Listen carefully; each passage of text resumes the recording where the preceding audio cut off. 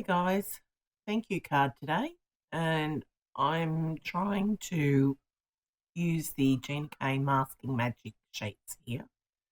I didn't buy the strips that are cut into 1/8, a quarter, half inch, all that. I thought I could do it myself. Um, yeah. So they are a pain to line up, let's say. They're really good with, they stick down well and they peel up well, and they also mask very well. But I think I use this method not in the best way. I Yeah, you'll see why. I think I need more colour for it to really pop. So I also bought some new stencils, and so I thought I would have a go at those.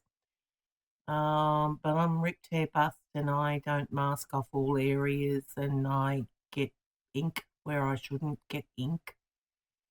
So, yeah. Anyway, that's what it is. I just now masked it off, but I did not mask. Oh, well, I did, but I still get ink on it. Oh, now. So I'm using the distressed oxide inks because for me, they've stayed relatively moist. I think the normal distress inks dry up too easily, quickly. So here's where I didn't mask up, and yeah, put it where it shouldn't go. But I do end up fixing it. So, yeah, trying to work it out here. Um, so I went in with scattered straw, and now I'm going to come in with some spiced marmalade. They're not the best layering stencils. They weren't expensive, so you know you get what you pay for. But the end result is okay. I'm happy with it. Not overly happy, but it'll do. So that's all I'm doing at the moment, is trying to line it up, and that's even hard. I don't think layering stencils are my thing somehow. Yep, still trying to get it right.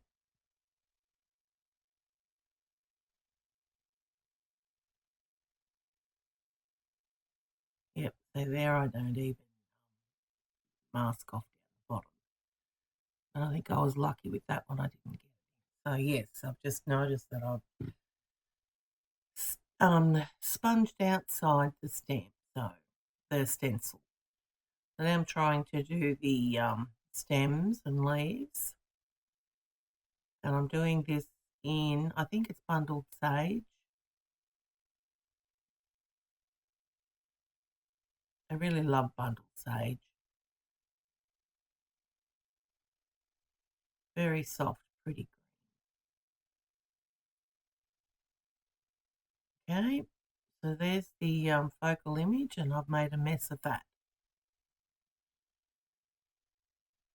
See down the bottom. Oh no, that's fine. It was just tape. Okay, so you see here now where, yeah, that doesn't work. It does, but it doesn't. There's no real pop. So when I use it next, I'll or use the masking tape next. I'll deal with that. Okay, so I'm going to cut it down. Try and get most of that ink off.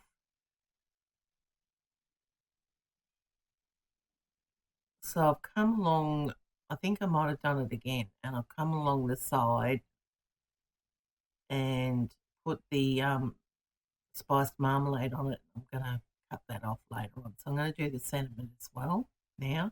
And I'm doing it also in the Distress Oxide inks in the bundled sage. And this is a great way to use your distress inks with the Misty, repositionable stamp positioner, and get a good solid coverage there. So I was happy with that one.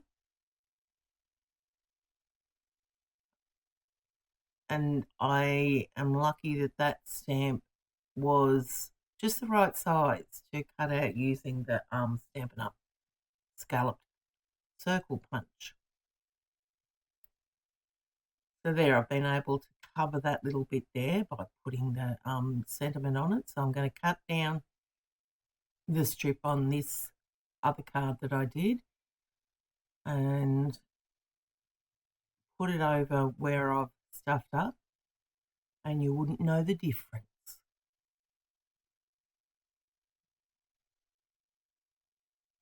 And then I'm going to cut another piece and put it on the card base. I've got two there now. So I'm going to pop them up. Now I stuffed up with this one because I used, this is the Stampin' Up dimensional sheets cut down and on this bit, and then on the other one I used iCraft double-sided dimensional foam tape. Yeah, so different heights. But, when I do this again, I'll iron out all the mistakes I made. Let's hope. So yeah, you'll see this foam tape is thicker than the Stampin' Up tape. No biggie. So adhering that down to the card base, and then I'll adhere the other strip on the edge of the card base, and then I'll still add that sentiment, even though I've covered up the excess stenciling. So there, not bad. Worked out not too bad. And with thank you stamps, I don't put any sentiments on the inside because I think that's where I usually like just to write what I want to write. All right, I will be back again next week with another card, and we're going back to vintage next week, so stay tuned for that. Thanks for watching, guys, and I'll be back. Bye.